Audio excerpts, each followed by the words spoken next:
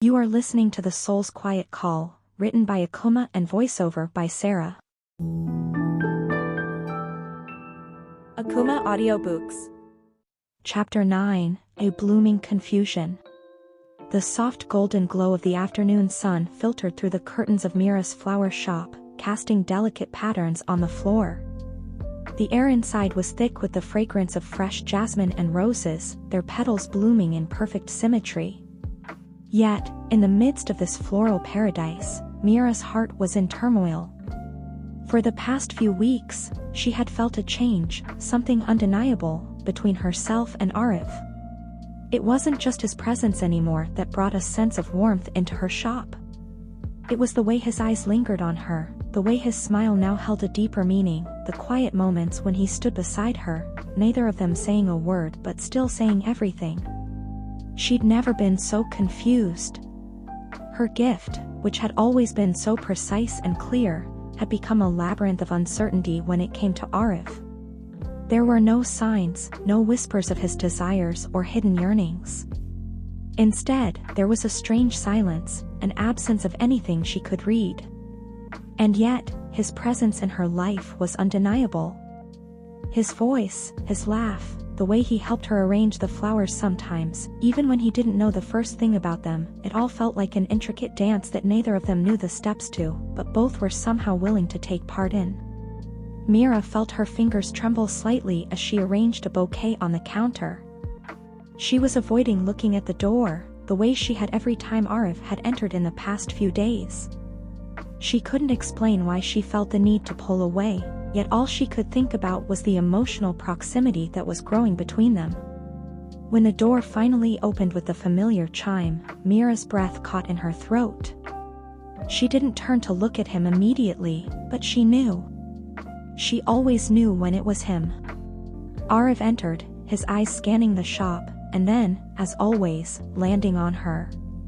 There was a moment of silence, an unspoken tension that seemed to hang in the air between them. Meera could feel her pulse quicken. She wanted to tell him something, anything, but the words were stuck in her throat. How could she explain the mess of emotions swirling inside her? "Good afternoon, Meera," Aarav said, his voice low but warm. "I thought I'd stop by." "Afternoon," she replied, her voice steadier than she felt. She forced herself to smile and looked at him. His usual calm demeanor was in place, but she could see the weariness beneath the surface, those familiar shadows that had lingered in his eyes since the day they met. He walked closer, glancing at the flowers she was arranging, and then his gaze drifted back to her. "You're always so centered," he observed, his tone gentle but with an undercurrent of something deeper. "I don't think I've ever seen you ruffled." "It's comforting." Meera swallowed hard. The compliment should have felt nice, but instead, it made her heart ache. She knew he meant it kindly, but it only reminded her of the wall she had built around herself, one that was starting to crack, piece by piece. How long could she continue like this? How long could she stand in this silence between them? "Maybe that's just the flowers," she said softly, looking down at the bouquet in her hands, the words coming out lighter than she felt. "They make everything seem calm, don't they?" Aarav watched her closely, his expression unreadable.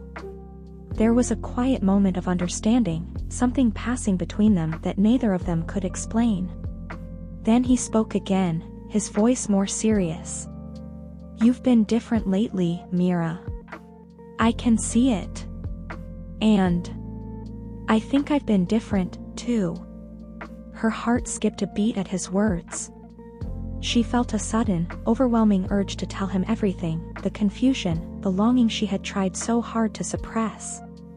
But she held herself back, unsure whether she was ready to let down the walls that had protected her for so long.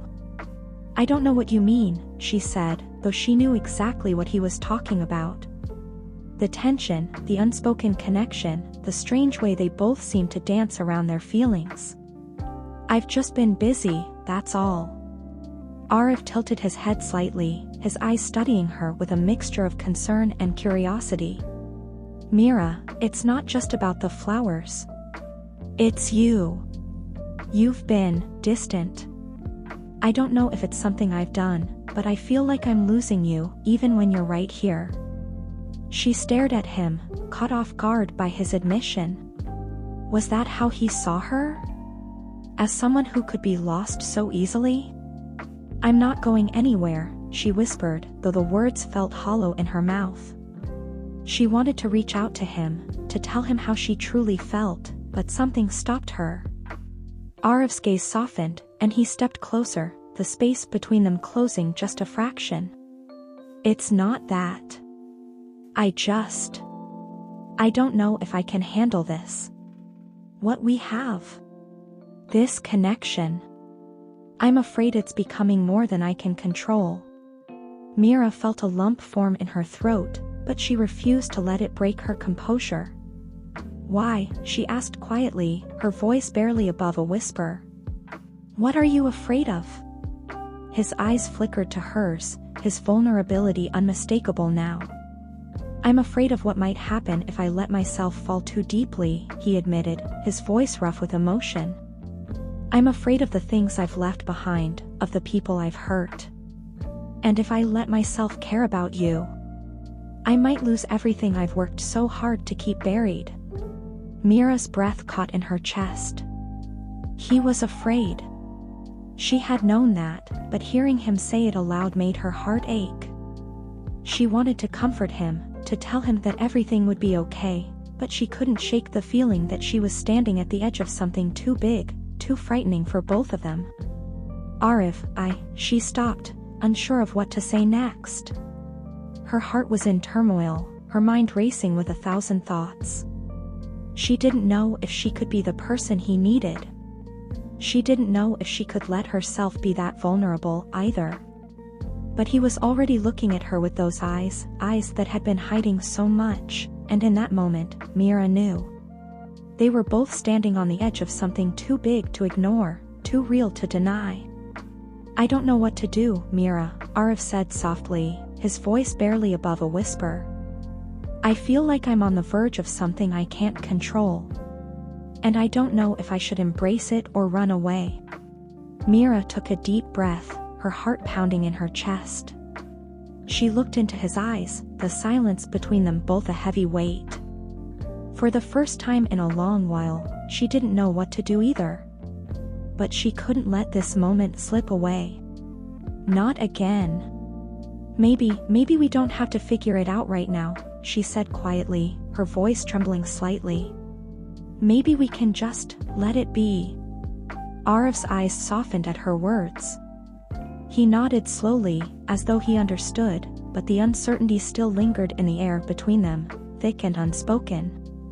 I don't want to lose this, Meera, he whispered. Neither do I, she replied, her voice barely audible, but filled with something deeper. She didn't know where this was going, or if they would ever truly figure it out, but for the first time in what felt like forever, she was willing to see it through. The door to the flower shop chimed softly as he stepped back, the spell broken for now. But the quiet tension remained, hanging between them like a fragile thread that neither was quite ready to sever. As Aarav walked out of the shop, Meera stood there, her heart torn in two directions. She had always believed that her gift could guide her, could tell her what others wanted, what they longed for. But with Aarav, the silence in his heart was louder than any whisper her gift could provide. And for the first time, she didn't know if that silence was a blessing or a curse.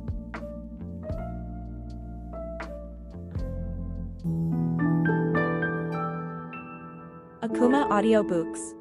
Refer to the channel playlist for a better experience and close your eyes to let your imagination run wild. Subscribe.